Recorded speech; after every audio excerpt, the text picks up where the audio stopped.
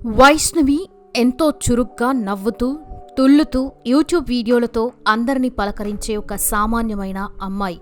కానీ ఈరోజు ఆమె పేరు వింటేనే తెలుగు రాష్ట్రాల ప్రజల గుండెలు బరువెక్కిపోతున్నాయి. తనని ప్రాణంగా ప్రేమిస్తున్నానని నమ్మి ఒక వ్యక్తిని పెళ్లి చేసుకుంటే అతడే ఆమె పాలిట కాలయముడవుతాడని ఆమె ఊహించి ఉండదు పాపం. కోర్టులలో జరిగిన ఈ దారుణ హత్య కేవలం ఒక నేరం మాత్రమే కాదు, సమాజంలో ఉన్న వికృత సమానస్తత్వానికి ఒక నిదర్శనం. అసలు ఆ రోజు రాత్రి ఏం జరిగింది? ఇప్పుడు హరిబాబు ఆసుపత్రిలో ఎందుకున్నాడు? పోస్ట్మార్టం రిపోర్ట్లో వెలుగులోకి వచ్చిన భయంకర విషయాలేంటి? వీటన్నిటి గురించి మనం ఇప్పుడు ఈ వీడియోలో వివరంగా మాట్లాడుకుందాం. వీడియోని చివరి వరకు చూడండి. ముందుగా ఈ కేసులో అత్యంత కీలకమైన విషయం వైష్ణవి పోస్ట్మార్టం రిపోర్ట్. ఈ రిపోర్ట్లో బయటపడిన నిజాలు చదువుతూ ఉంటే ఎవరికైనా కన్నీళ్లాగు. హరిబాబు తన భార్యను చంపడానికి అనుసరించిన పద్ధతి అత్యంత క్రూరంగా ఉంది. వైష్ణవి గాఢ నిద్రలో ఉన్న సమయంలో, అంటే రాత్రి సమయంలో, ఆమె ఏమాత్రం కదల్లేని స్థితిలో ఉన్నప్పుడు హరిబాబు మొదట ఒక దిండుతో ఆమె ముఖంపై గట్టిగా అదిమి పట్టి శ్వాస ఆడకుండా చేశాడు. ఆ తర్వాత ఆమె చనిపోయిందని నిర్ధారించుకోవడానికి ఒక కత్తి తీసుకుని ఆమె శరీరంపై విచక్షణారహితంగా దాడి చేశాడు. అలా వైష్ణవి ముఖం, తల, చేతులు మరియు ఛాతి భాగాలపై దాదాపు 20కి పైగా కత్తిపోట్లు పొడిచినట్లు రిపోర్ట్లో తేలింది. ఇక్కడ మనసును కలిచివేసే విషయం ఏంటంటే వైష్ణవి అప్పటికే 4 నెలల గర్భిణి. హత్య జరిగిన రాత్రి ఇంట్లో వైష్ణవి అరుపులు బయటికి వినపడకుండా ఉండడానికి హరిబాబు ఏదైనా ఆమెకి మత్తు ఇంజెక్షన్ ఇచ్చాడా అనే కోణంలో కూడా పోలీసులు దర్యాప్తు చేస్తున్నారు. హరిబాబు ఆసుపత్రిలో కాంపౌండర్గా పనిచేసేవాడు కాబట్టి అతడికి మత్తు మందులపై పూర్తి అవగాహన ఉంది. అంత దారుణంగా కత్తితో పొడుస్తున్నప్పుడు సాధారణంగా ఎవరైనా గట్టిగా అరుస్తారు. కానీ వైష్ణవి అరుపులు బయటికి రాకపోవడానికి కారణం అతడిచ్చిన మత్తు మందే అయి ఉంటుందని ఆమె తల్లిదండ్రులు ఆరోపిస్తున్నారు. హత్య జరిగిన రాత్రి వైష్ణవి పుట్టింట్లోనే, తల్లిదండ్రులు పక్క రూంలో ఉన్న సమయంలోనే ఈ దారుణం జరిగింది. కొన్ని శబ్దాలు వినిపించి వారు వచ్చి అడిగినా హరిబాబు ఏం లేదు, మేం మాట్లాడుకుంటున్నామని వారిని కూడా నమ్మించి పంపించి చేసినట్లు సమాచారం. ఇక్కడ మరో షాకింగ్ విషయం ఏంటంటే ఈ హత్యలో హరిబాబు ఒక్కడే కాకుండా అతని కుటుంబ సభ్యుల హస్తం కూడా ఉందన్న ఆరోపణలు బలంగా వినిపిస్తున్నాయి. హరిబాబు తల్లి లక్ష్మి, సోదరులు ఆనంద్ మరియు అశోక్ కూడా వైష్ణవిని వరకట్నం కోసం వేధించారని, ఈ హత్యకి ప్లాన్ చేశారని పోలీసులు ప్రాథమిక విచారణలో గుర్తించారు. అందుకే పోలీసులు హరిబాబుతో పాటు అతని తల్లిని, సోదరులని కూడా అరెస్ట్ చేసి రిమాండర్కి తరలించారు.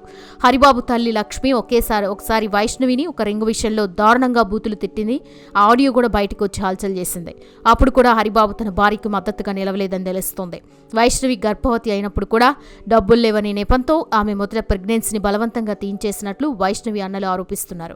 ఇదంతా ఇలా ఉంటే మరోవైపు వైష్ణవిని కిరాతకంగా చంపిన ఆమె భర్త హరిబాబు ప్రస్తుతం ఆసుపత్రిలో మృత్యుతో పోరాడుతున్నాడు. జగిత్యాల జైల్లో రిమాండర్ ఖైదీగా ఉన్న హరిబాబుకి నిన్న రాత్రి నుంచి ఒక్కసారిగా వాంతులు, విరేచనాలు మొదలయ్యాయి.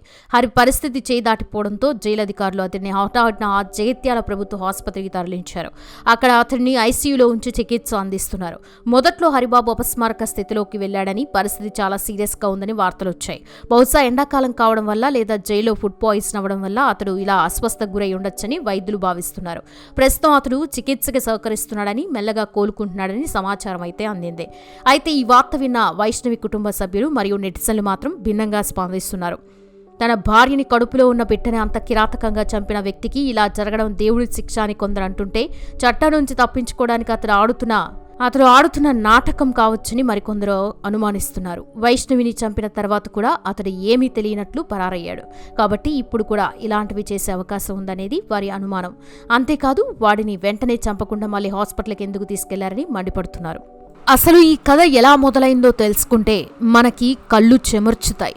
మాదాపూర్ గ్రామానికి చెందిన 19 ఏళ్ల వైష్ణవి, 24 ఏళ్ల హరిబాబు, వీళ్ళిద్దరిది 3 ఏళ్ల ప్రేమ కథ. మొదట్లో హరిబాబు ప్రవర్తన నచ్చక వైష్ణవి అన్నలు ఈ పెళ్లికి అస్సలు ఒప్పుకోలేదు. ఆ సమయంలో హరిబాబు ఒక పెద్ద డ్రామా ఆడాడు. పెళ్లికి తన ఇంట్లో వాళ్ళు ఒప్పుకోకపోయినా వైష్ణవి లేకపోతే నేను చచ్చిపోతానని పురుగుల మందు తాగి మరీ ఆమెను దక్కించుకున్నాడు.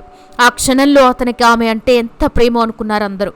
తన బిడ్డను అంతలా ప్రేమిస్తున్నాడు కదా అని వైష్ణవి తల్లిదండ్రులు కూడా అతన్ని నమ్మి సొంత కొడుకులా చూసుకుంటామని ఇల్లరెక్క ఉంచుకున్నారు. కానీ 8 నెలల క్రితం గుడిలో జరిగిన ఆ పెళ్లి వైష్ణవి పాలిట మరణ శాసనం అవుతుందని ఎవ్వరూ ఊహించలేదు.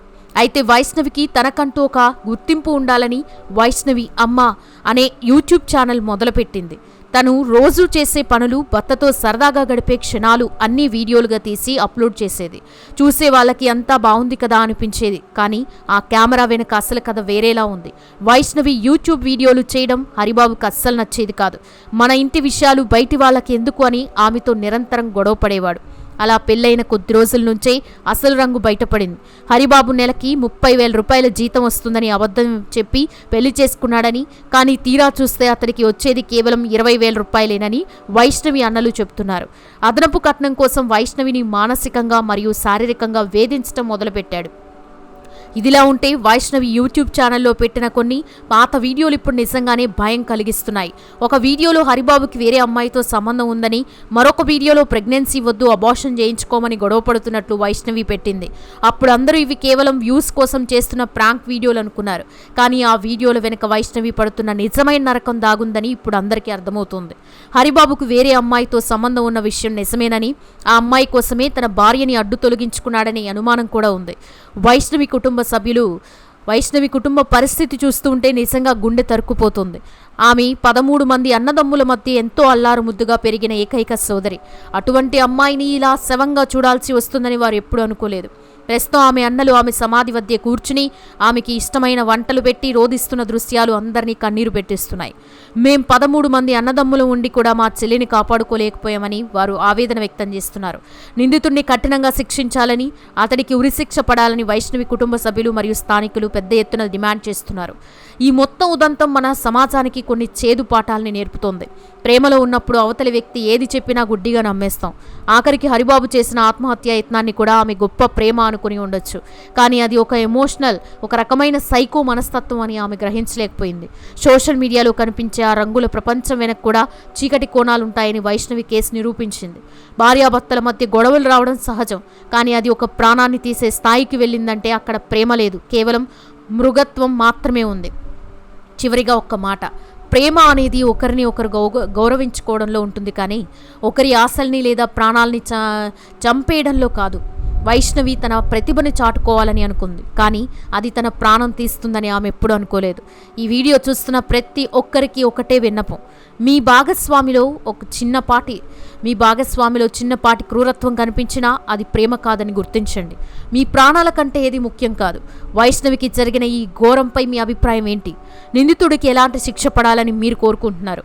మీ మనసులో ఉన్న మాటని తప్పకుండా కామెంట్స్లో తెలియచేయండి. సమాజానికి కూడా చెప్పండి.